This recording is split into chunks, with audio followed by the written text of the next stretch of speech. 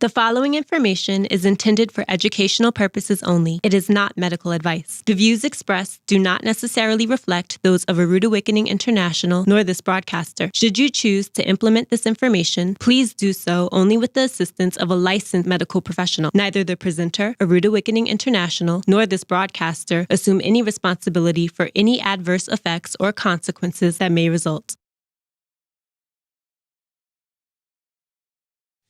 The job of a pharmacist is to dispense pharmaceuticals, drugs. But that job description is an outdated 20th century concept.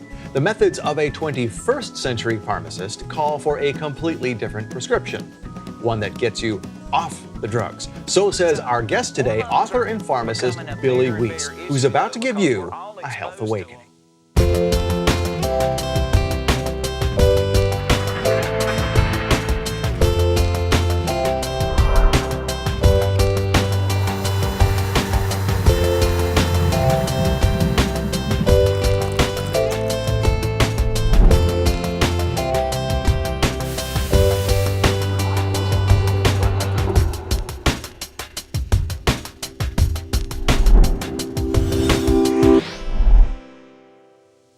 Welcome to The Health Awakening. I'm your host, Scott Laird.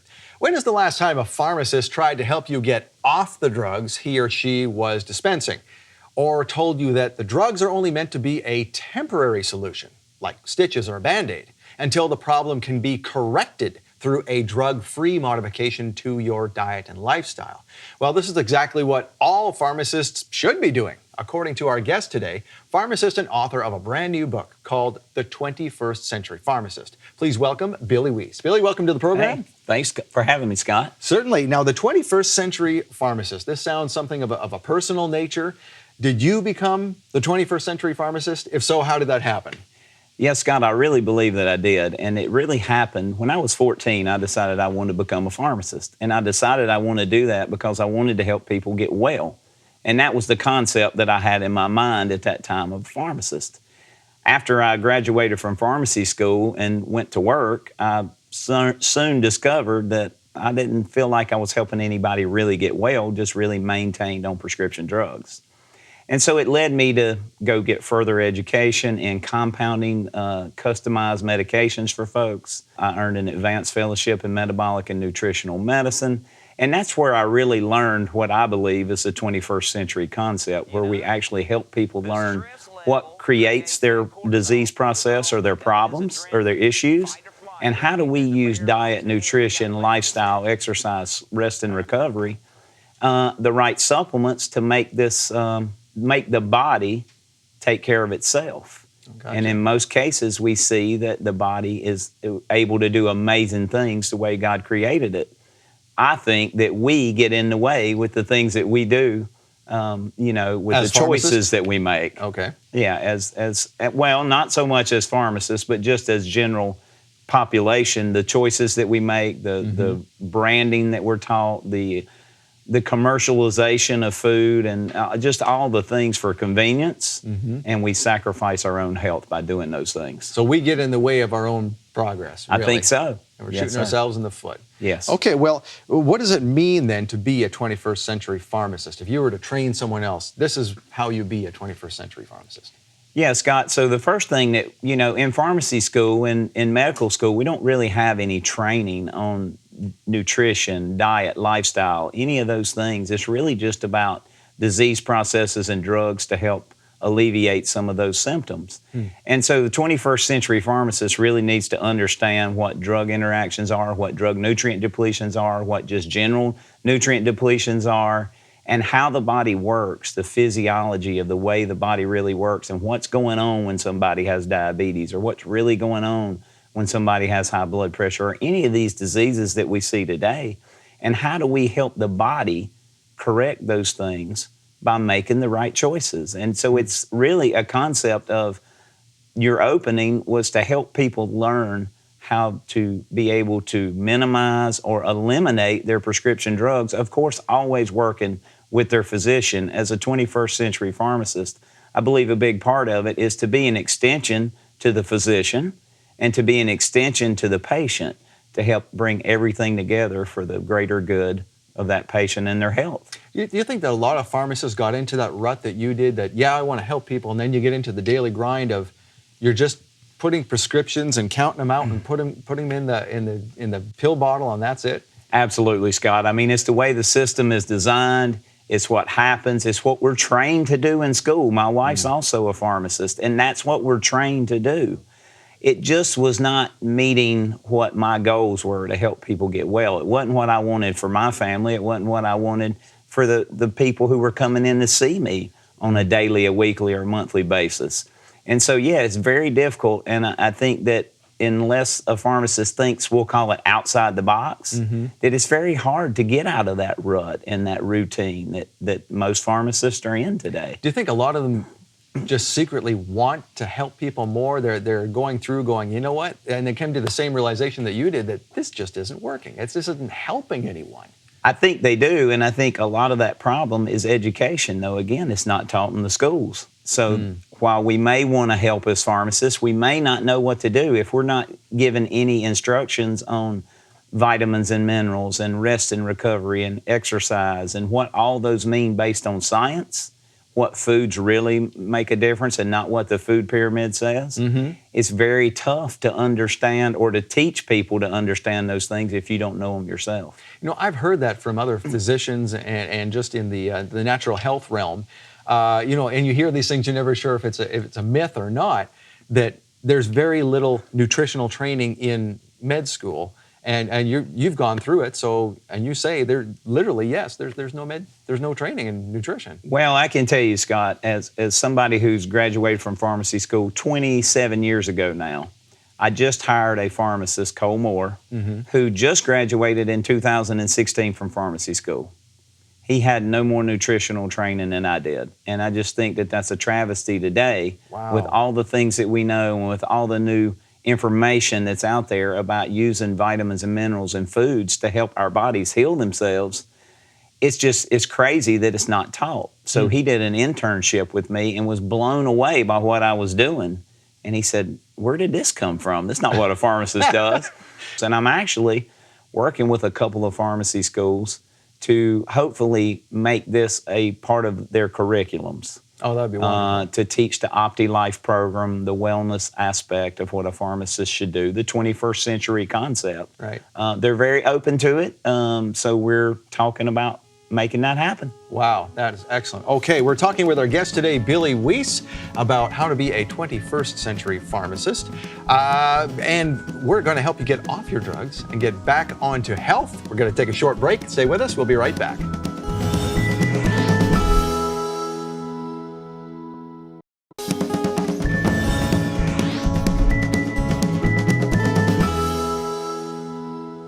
Welcome back to the Health Awakening. Before the break, we were talking with our guest, Billy Weiss, about what it means to be a 21st century pharmacist, getting out of the old way of doing things and getting back into what does it really mean to be healthy and how can health practitioners help people do that.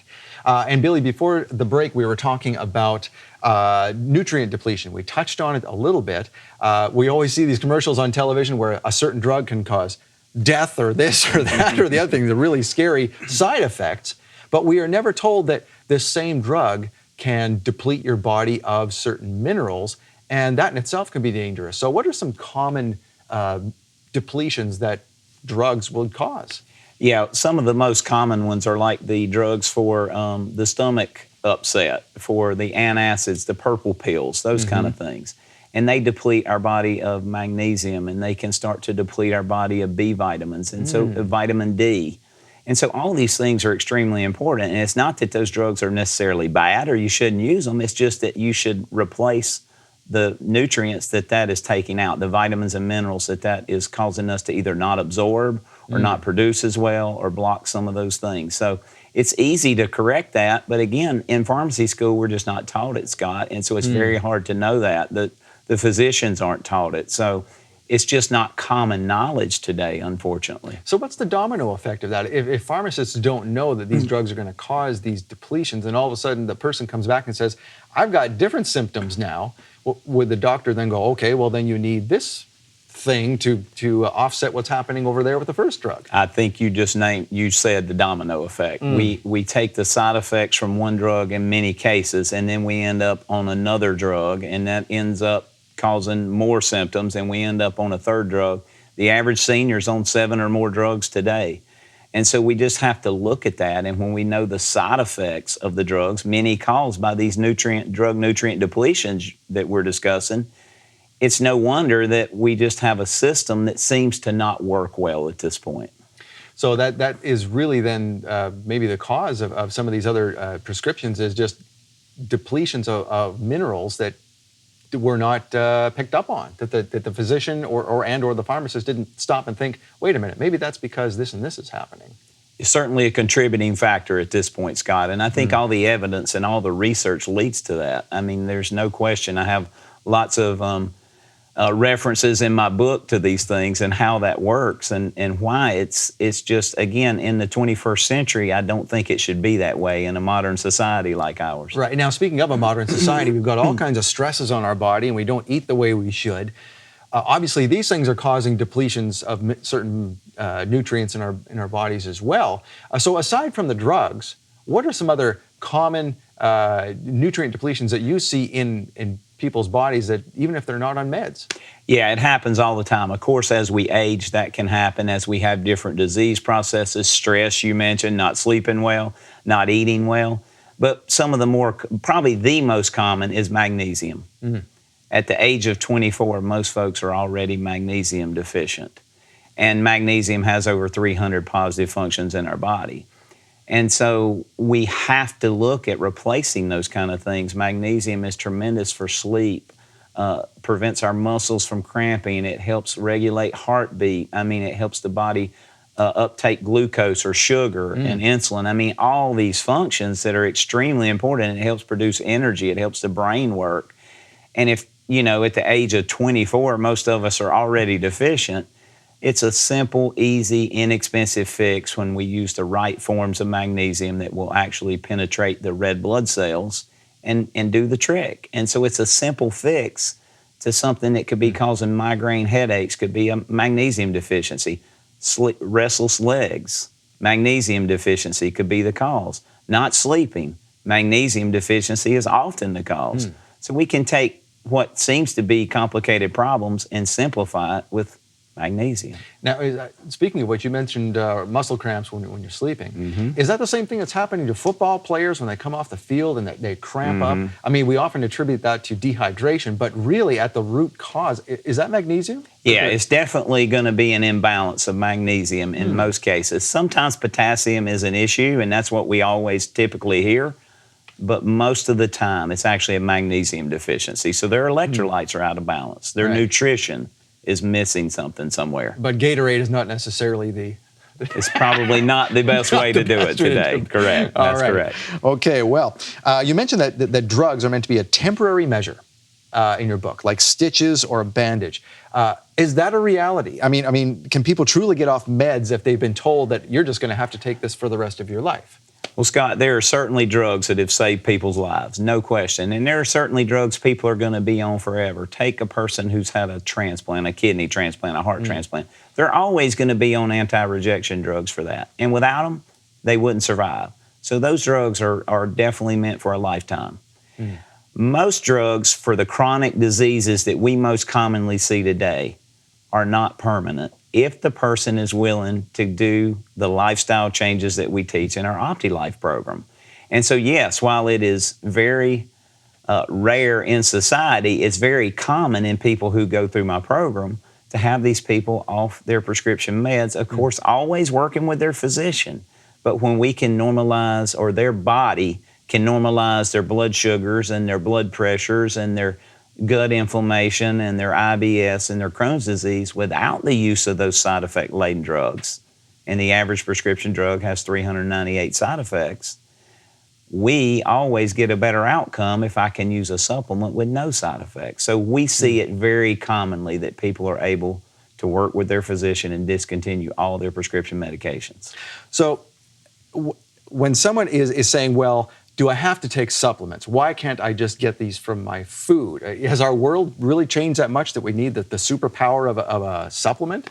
Scott, I really believe that it has. There's 4 common nutrient deficiencies that we see, and that's the 4 foundations that I created and formulated. A multivitamin and mineral, a probiotic, a digestive enzyme, and a magnesium.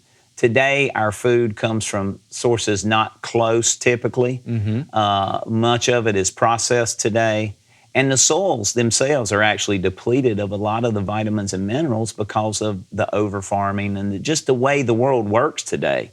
And so while it's maybe possible, it's going to be very, very rare that somebody could get adequate amounts of vitamins and minerals and the things they need from their food. So I think supplementation is an absolute must today. All right, well, we're talking with our guest today, Billy Weiss, about what it means to be a 21st century pharmacist, and we're going to talk about what healthcare is going to look like in the future in just a second.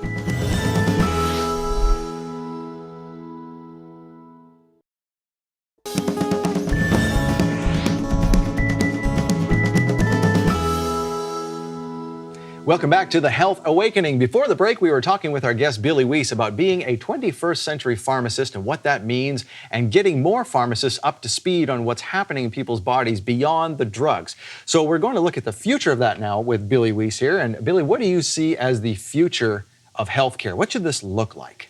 Yeah, Scott, I think it starts with each individual being the CEO of their own health. They have to be proactive. They have to know the things that they need to know. They can't depend on the pharmacy community, the medical community, the nursing community, the nutrition community to tell them what is good. They need to research. That's the reason I'm writing the book. That's the reason that I created the OptiLife RX program. Because if we don't, I mean, in America, we're going in the wrong direction, it seems, with heart disease and with cancer and with diabetes and with obesity and overweight. I mean, these things are out of control, even in children. So I think when you look, and childhood diabetes has increased over 1,000% in the last decade, and we see that 1 in 2 Americans now are insulin resistant. I mean, we just see all these problems, and nobody is really taking a proactive way to try to create an environment where we don't have all these diseases in America and where we reduce the risks. So the OptiLife program that I've created is based on 5 simple pillars: God-given quality foods, the world's best nutritional supplements, and that's where I talk about my 4 foundational supplements, the right water, the right science-based exercise, and rest and recovery. You've mentioned earlier how busy we are and how stressed we are in America today, and if the body can't recover, it's going to break down. It's no different than our vehicles. When you go to the car lot and you buy a brand new car, that car has all the fluids and all the parts and pieces and all the things that it needs to run efficiently. And over time, you have to have those things checked, right? You have to have checkups. You have to have oil changes. You have to do these things.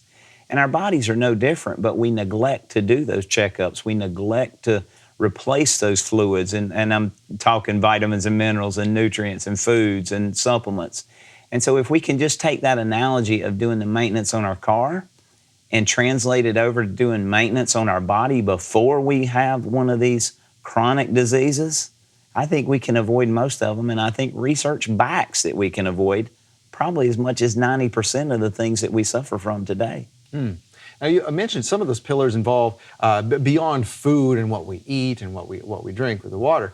It's about stress management, and that's one that I think everybody can relate to, with just having busy jobs and busy lives and kids in sports, which we incur that with both our kids. Yes, sir. They're in sports. So how does someone reduce stress if they can't get out of that snare they're in? Well, the number one way that we can reduce stress, believe it or not, is through what we eat and what we drink. One of the biggest stressors, if not the biggest stressor on our body, is actually the food that we take in or the food that we don't take in, because that affects our hormones. And when our hormones are out of balance, the stress response goes through the roof. We call it the red zone, where the body is in that fight or flight. And it creates a cascade of things that create high blood sugars, high blood pressures, high heart rates, the inability to think clearly, the inability to digest food efficiently. And so it just goes to a situation where we stress our bodies with the foods that we eat often, in addition to the stress of travel and kids and work and just day-to-day life. So one of the biggest things that we teach people is we can reduce the stress from our food and water intake. And certain vitamins certainly help the body with stress and with the stress response. So of course that's in the foundational 4 to help the body cope with these things and to help the body detox and to help the body clean up the cells and do the things that the body is really designed to do. I mean, God made the body very simple. Put good things in and we'll get good results. Put bad things in and we get bad results. I think the problem with that is today is nobody really understands what's good. And so oftentimes we're taught things that they tell us are good when research doesn't back that.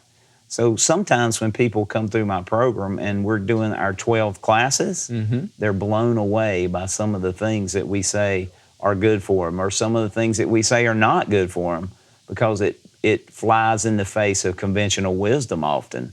But our results speak for themselves, I think. Yeah, and we've been taught a pyramid of certain foods we should keep on that pyramid, but that's not necessarily the pyramid that you would suggest either, is it? I mean, that's kind of backwards. It is absolutely not the pyramid that I suggest, and not the pyramid that I teach, and not the pyramid that I live by. And when we see people, we've had people come off as many as 21 meds and 5 insulin shots in just a few weeks. By not using the pyramid and by taking the right supplements and doing the things that we teach by following the 5 pillars. We can teach people how to reduce the risk of heart disease, how to reduce the risk of cancer, how to reduce the risk of diabetes. I mean, we do all these things within this OptiLife program. So it's pretty amazing the results that we do see. Wow. And now you mentioned that you put the good foods in, you get good results out. And then the part in the middle is one of the pillars as well is exercise. You've got to move. You've got to move the body.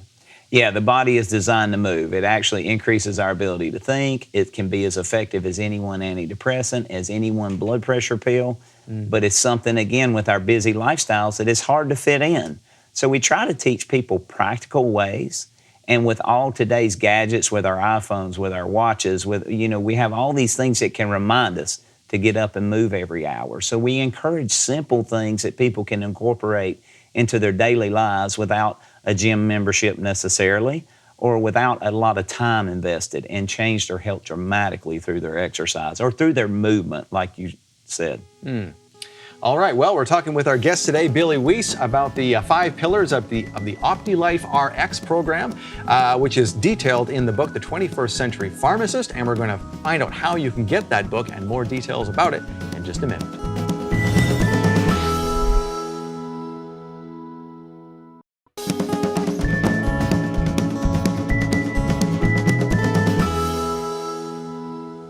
Welcome back to The Health Awakening. Before the break, we were talking with our guest, Billy Weiss, about being a 21st century pharmacist, something he has transformed himself into and written a book about his experience, The 21st Century Pharmacist. Billy, what's in this book? We've got the 5 pillars we mentioned. What are they again? God-given quality foods, okay. The world's best nutritional supplements, the right water, science-based exercise, rest and recovery. Okay. Now, what do you consider to be the nugget that people are going to be really surprised about or really learn in this book that they're not going to find anywhere else necessarily? I think just a lack of education within our whole entire medical community on these topics of nutrition and water and food and exercise and rest and recovery is just really not taught, Scott. I've tried to make this book where it's understandable to the average layman and where it's scientific enough, though, with enough references for the doctor, the pharmacist, the medical community to understand and get something out of also. And that's my whole thing. As I lecture across the country, sometimes it's to physicians, sometimes it's just to the regular consumer. So it can be a vast array of people that I'm speaking with. All right, and we get the book at? OptiLifeRx.com. All right. And you can find us on Facebook, YouTube, social media sites. All right. Well, our guest has been Billy Weiss, the 21st Century Pharmacist. Thank you for joining us, and we'll see you next time on another Health Awakening.